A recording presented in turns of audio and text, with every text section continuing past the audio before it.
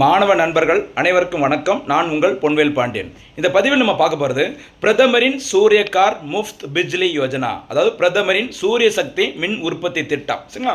அதாவது வீட்டின் கூரைகளிலிருந்து சோலார் பேனல்களை அமைத்து சில சூரிய தகடுகளை அமைத்து அதிக அளவில் சூரிய மின்சாரத்தை உற்பத்தி செய்ய வேண்டும். அதுக்கு தான் இந்த திட்டம் மத்திய அரசினால் அறிவிக்கப்பட்ட நாள் ஜனவரி 22, 2024 அன்று அறிவிக்கப்பட்டது. அதாவது ஜனவரி 22, 2024 அன்று அயோத்தி ராமர் கோவிலில் அந்த சிலைக்கு பிரதிஷ்டை செய்யப்பட்டது. அன்றைய தினத்தில் இந்த திட்டம் அறிவிக்கப்பட்டு அதனைத் தொடர்ந்து பிப்ரவரி 13, 2024 அன்று இந்த திட்டம் முறைப்படி தொடங்கி வைக்கப்பட்டது. சரிங்களா? இந்த திட்டத்திற்காக ஒதுக்கப்பட்ட மொத்த நிதி ஒதுக்கீடு கிட்டத்தட்ட 75,000 கோடி. சரிங்களா?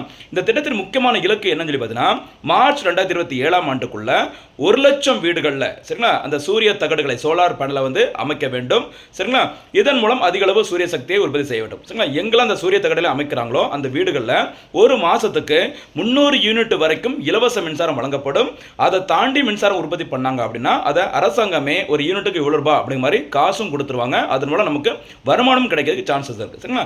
இந்த சூரிய தகடுகளை வீடுகளின் கூரைகளில் யாரெல்லாம் வைக்கிறாங்களோ அவங்களுக்கு மானியமும் வழங்கப்படுகிறது. சரிங்களா? 1 கிலோவாட் உற்பத்தி திறன் இருந்ததுன்னா அவங்களுக்கு 30,000 வரைக்கும் 30,000 வரைக்கும் சப்சிடி கொடுக்குறாங்க. அதே இது அது 2 கிலோவாட்டாக அதோட உற்பத்தி திறன் இருந்தது அப்படி பார்த்தீங்கன்னா ரூபாய் 60,000 வரைக்கும் பார்த்தீங்கன்னா அவங்களுக்கு சப்சிடி கொடுக்குறாங்க.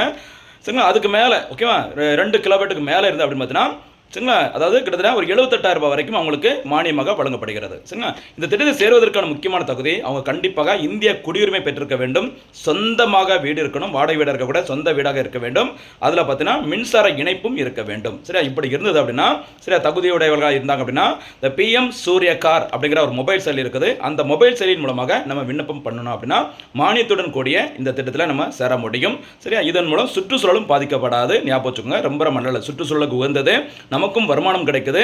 ஒரு வீட்டுக்கு 300 யூனிட் ஃப்ரீ கரண்டும் கொடுக்குறாங்க.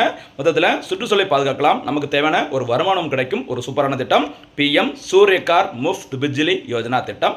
சரி, ஓகேவா?